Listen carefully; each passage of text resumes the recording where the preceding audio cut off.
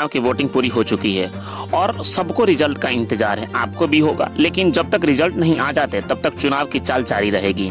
कोई जीत के दावे कर रहा है तो कोई एग्जिट पोल पर सवाल खड़े कर रहा है। और इस आधे घंटे में दावे के पीछे के चुनाव की चाल को समझेंगे कि बम्पर वोटिंग के पीछे के चुनाव का चाल क्या है। लेकिन सबसे पहले आइए जान लेते हैं 4 बड़ी खबरें। तो एग्जिट पोल क्यों नकार रहे हैं तेजस्वी, इस बार हम लोग बात करने वाले हैं। और नतीजे से पहले जश्न की तैयारी में क्यों जुट गई है एनडीए कार्यकर्ता। हम ये भी आपसे बात करेंगे कि महिला मतदाता आखिरकार किसी की भाग्य विधाता होने जा रही है। और रिजल्ट से पहले नीतीश ने कहां कहां हाजिरी लगाई, यहाँ पर भी हम लोग आपसे बात करेंगे। तो देखिए, चुनाव से जुड़ी हुई खबर जो देखने वाले हैं और समझने वाले भी हैं। लेकिन इससे पहले आइए देख लेते हैं इस खबर को। इस समय की सबसे बड़ी खबर जो है, दिल्ली धमाके को केंद्र सरकार ने आतंकी हमला करार दिया है। और अब से कुछ देर पहले हुई केंद्रीय मंत्रिमंडल की बैठक में प्रस्ताव भी पारित किया जा चुका है। केंद्रीय मंत्री अश्विनी वैष्णव ने इनकी जानकारी दी। सरकार ने पीड़ित के प्रति अपनी श्रद्धांजलि अर्पित की हुई है। सरकार ने यह साफ कर दिया है कि आतंकवादियों ने और उन्हें पनाह देने वालों को भी किसी भी हाल में बख्शा नहीं जाएगा, किसी भी हाल में उन्हें छोड़ा नहीं जाएगा और बिना किसी देरी किए न्याय के कटघरे में लाया जाएगा। आतंकी प्रायोजक की पहचान की जाएगी, न्याय के कटघरे में आरोपी लाए जाएंगे। दिल्ली ब्लास्ट पर एक महत्वपूर्ण बैठक हुई जिसे दिल्ली धमाका को जघन्य से आतंकी हमला करार दिया गया था। आतंकी घटना के कैबिनेट ने यहाँ पर निंदनीय बीच को बताया हुआ है। आतंकवादी घटना बताया गया और इस घटना के जांच पेशेवर तरीके से की जाएगी। तो आइए बढ़ते हैं खबरों में आगे। आरजेडी नेता तेजस्वी यादव ने एग्जिट पोल के सिरे खारिज कर दिया हुआ है। तेजस्वी ने अधिकारियों के दबाव में सर्वे दिखाने का आरोप लगाया हुआ है और यह दावा किया कि महागठबंधन की सरकार बनने जा रही है। तेजस्वी के बयान पर एनडीए नेताओं ने तंज कसा और कहा कि भ्रम वाली बीमारी हो गई है तेजस्वी यादव को। मोदी जी की एजेंसी द्वारा एक मानसिक तौर पर लोगों को दबाव बनाए जा रहे हैं। यह पूरा जो है सर्वे का करार दिया गया है। फाइनल फेज के मतदान के बाद आई एग्जिट पोल ने एनडीए नेता गदगद हो गए हैं क्योंकि उनकी सरकार बनती दिख रही है। बाकी करीब सभी एग्जिट पोल आंकड़े में एनडीए सरकार बनती दिख रही है।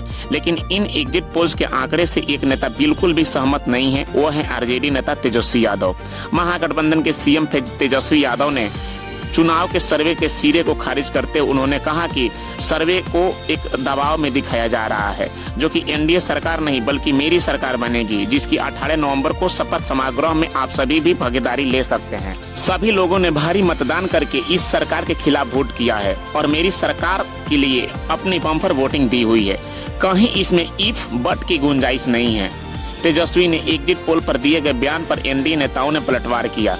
यह सब उसी किस्म का आरोप है जो वोट चोरी पर एसआईआर पर था। वहीं जिस ढंग से तेजस्वी यादव ने सभी एग्जिट पोल को खारिज करते हुए महागठबंधन की सरकार बनाने का दावा किया है, उस पर बीजेपी नेताओं ने तंज कसते हुए कहा कि तेजस्वी को भ्रम वाली बीमारी हो गई है। अंग्रेजी शब्द में इसको डेल्यूजन कहा जाता है, जिसका मानसिक असमंजसता का बीमारी कहलाती है। एनडीए नेता ने तेजस्वी यादव को भारी करार देते हुए कहा कि आदमी को जब 99 सीट ऐसे मिल जाता है वो ऐसे ही जीत जाता है। जब ये बीमारी किसी को होता है तो अपने आप वो मुख्यमंत्री भी घोषित कर लेता है। वहीं दूसरी ओर जेडीयू नेता ने केसी त्यागी तंज भरते हुए लहजे में कहा, उम्मीद है इस बार तेजस्वी यादव का हार बहुत कड़ी मिलेगी। चोरी नहीं करने पड़ेंगे और ईवीएम भी नहीं फाड़ने पड़ेंगे। वो ईवीएम पर वोट चोरी का टिकारा नहीं फाड़ेंगे, ऐसे भी मुझे आशा है। बिहार विधानसभा की 243 सीटों के लिए 11 नवंबर को फाइनल राउंड की वोटिंग हो चुकी है।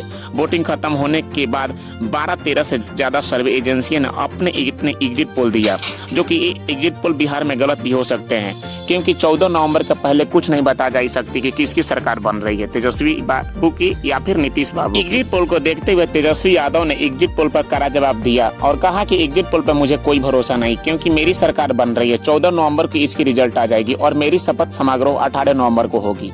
लेकिन नीतीश कुमार की एनडीए कार्यकर्ताओं को देखते हुए पूरे नेताओं में गदगदी है क्योंकि नीतीश कुमार फिर से दोबारा मुख्यमंत्री बनने जा रहे हैं। 14 नवंबर को अपडेट सबसे पहले जानने के लिए हमारे YouTube चैनल को सब्सक्राइब करें।